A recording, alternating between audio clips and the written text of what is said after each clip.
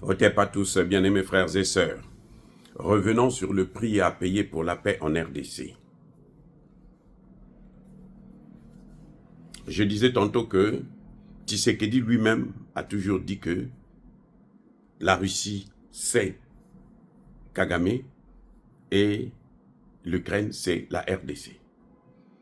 L'Ukraine est en train de payer le prix fort. Et Poutine est devenu le meilleur ami des Américains.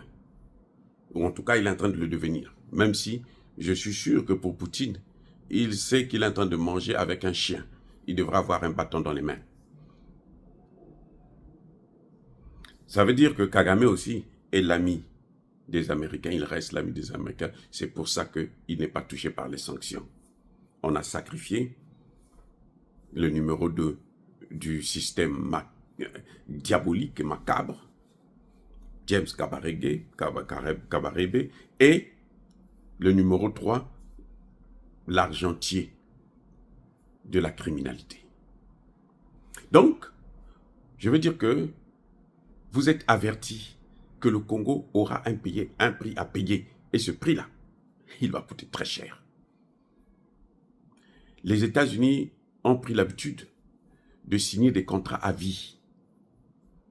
Est-ce que ce n'est pas un même contrat que Tshisekedi est allé signer? Pour l'instant, on ne nous dit rien. C'est caché. Mais il y a un prix à payer.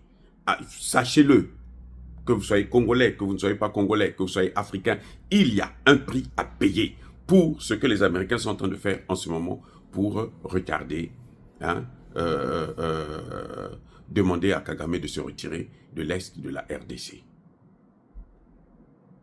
Même si les contrats ne sont pas encore signés, ils vont être signés. Parce que s'ils ne signent pas, s'ils ne donnent pas aux Américains ce qu'ils veulent, on a laissé Kagame libre. C'est pour que Kagame puisse avoir la possibilité de revenir en force. Maintenant, est-ce que ça vaut le coup? Ça, c'est la vraie question. Est-ce que ça vaut le coup? Oui, la paix n'a pas de prix. Il faut sauver les vies humaines. Il y a un génocide, 18 millions, il faut que ça s'arrête. Mais quel prix il faudrait payer? Encore une autre question, et c'est la plus importante même. Est-ce qu'il n'y avait pas une autre alternative à ce prix colossal, cette somme colossale en nature que les États-Unis vont bénéficier? Moi, je dis, il y en avait. Il y avait une alternative et nous n'avons pas cessé de vous parler de cette alternative. Nous avons demandé à Tshisekedi d'aller voir les Russes. Vous allez me dire que mais les Russes aussi sont payés en nature. Vous voyez ce qui se passe au Mali, au Burkina et au Niger? Je reprends. Est-ce que vous voyez ce qui se passe au Mali, Burkina et Niger?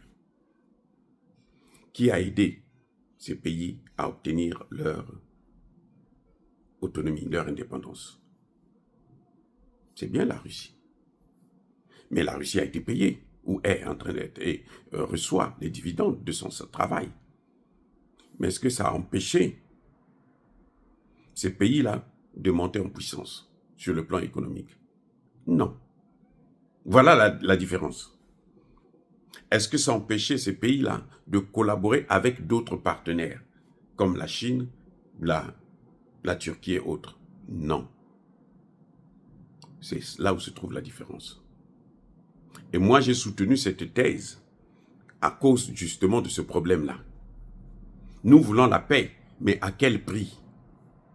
Si c'est pour sacrifier des générations futures, en leur privant de leurs matières premières, ce n'est pas un bon choix, les amis.